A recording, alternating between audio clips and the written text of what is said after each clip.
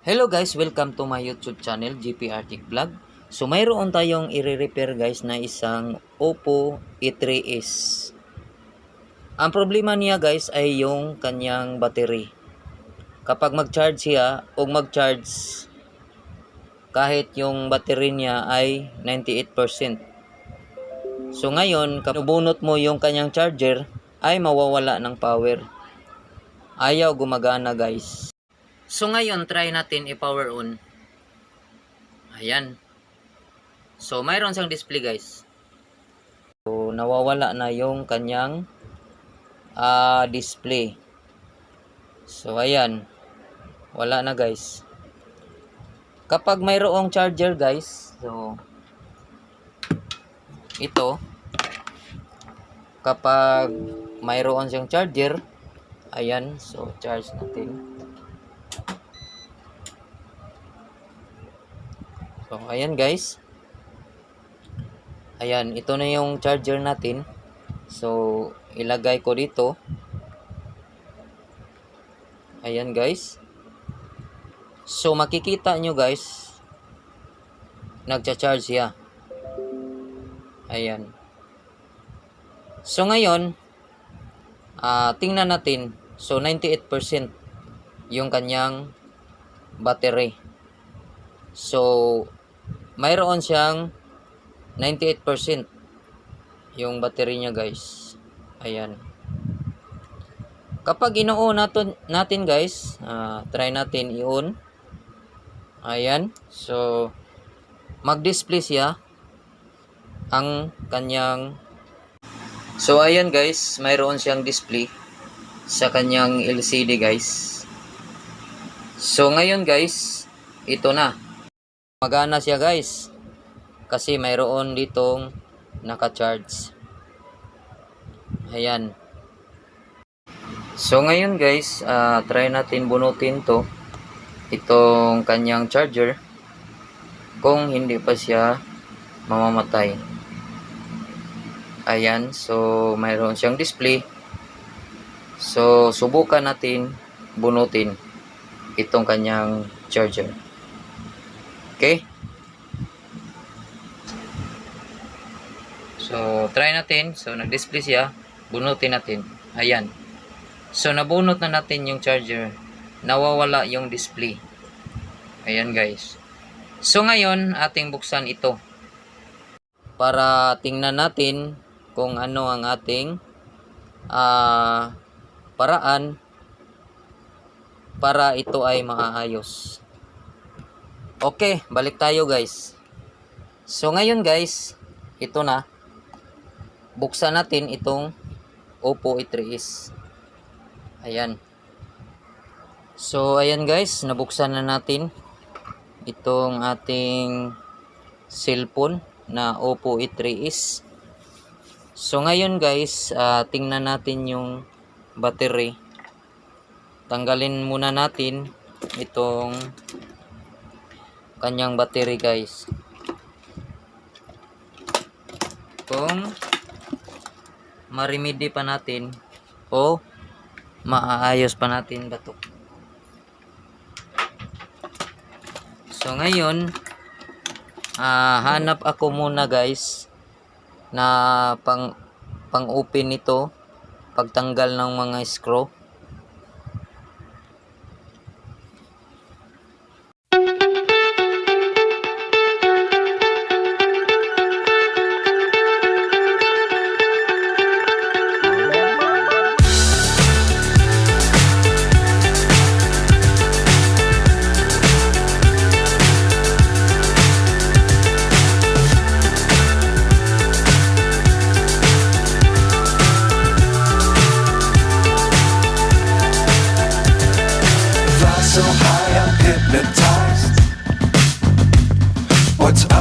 So ngayon guys, tanggalin natin tong battery. Ayan. So ganito lang ang pagbaklas guys ng battery. So mayroon siyang hawakan na kulay green. Yung kanyang hawakan. So ganyan. Ganyan lang ang pagbaklas ng battery guys. So sa mga baguhan na hindi pa alam na yung pagbaklas, So ganunin mo lang yan, madali lang siya baklasin. Yan. So ngayon natanggal na nating battery. So ngayon ito ay parang nayupi yung kailangan natin ayusin muna bago natin i-trouble. So ayan guys, so buksan natin yung mga, so ngayon guys kailangan natin tanggalin itong mayroon siyang yellow nga na silupin dito. So mayroong nakatago dyan na fuse sa loob. So subukan natin buksan yung kanyang water silupin na nakalagay sa kanyang battery dito sa terminal. So guys, disclaimer lang, sa hindi lahat mga battery na maayos guys. Sa ganitong battery guys, mayroon siyang iba't ibang problema ng mga battery. So sa ganitong battery ay madali lang maayos to kasi Oppo A3s naman to. So karamihan guys sa mga battery, ito lang yung unit na maayos tong battery guys. Iwan ko kung sa iba't ibang model ng kanyang battery ay hindi maayos, hindi halos lahat na maayos guys nga na problema na katulad nito. So sa ganitong unit guys, ito lang ang maayos guys sa ganitong problema, kasi iba't ibang sira ng cellphone, iba't ibang sira ng klase ng cellphone na kapag ganito ang sira. So iba't ibang unit guys yung sira, iba't ibang unit. So ngayon ating babaklasin to, tanggalin natin kasi tingnan natin yung kanyang fuse. So ngayon ito yung fuse guys sa kanyang battery na kailangan natin, kasi open to guys. So ito kailangan natin i-jumper itong fuse na sa battery guys. Ayan. So kailangan natin i-jumper para makabuhos yung kanyang battery. Kasi kapag mayroon siyang charger na naka-attach sa kanyang charging pin, so bali magbubuhos yung kanyang power guys. Ngayon kasi naputol yung kanyang fuse,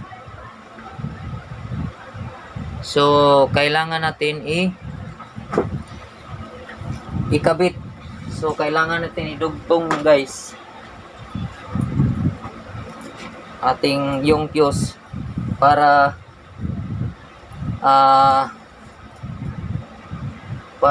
magbuhos yung kanyang charge. Ayan, so ngayon natapos na rin natin sa pagjumper. So ngayon ibabalik na natin guys dito sa kanyang cellphone na Oppo A3s sa kanyang kinalalagyan para ating masubukan at matistingan natin kung gumagana ba siya. So ayan, so nailagay na natin. So ngayon power on natin yung ating Oppo A3s na cellphone. So ayan, nag-display na yung kanyang screen. So mayroon na siyang Oppo A3s yung display. So wala na siya guys, hindi na siya namamatay. So hindi katulad kanina na kapag mayroong charger na kakabit sa kanyang charging pin sakan. So kapag tanggalin mo sa kanyang charging, kasi naka-charge naman yan, So, tanggal mo. No? Mamatay siya guys. So, ngayon, ito na siya. Hindi na siya namamatay guys. Kasi, nadugtong na natin yung kanyang problema. So, ayan. So, ang kanyang problema lang ang yung battery. So, ayos na. So, hanggat dito na lang yung aking video guys. Salamat sa inyong pagpapanood at walang sawang sumusuporta sa aking YouTube channel. So, yung hindi pa nakasubscribe, subscribe na kayo. Pindutin yung subscribe at i-hit yung notification bell para updated kayo sa mga video kong i-upload. Salamat guys, hanggat dito na lang. And thank you. God bless all. And peace out. Mabuhay.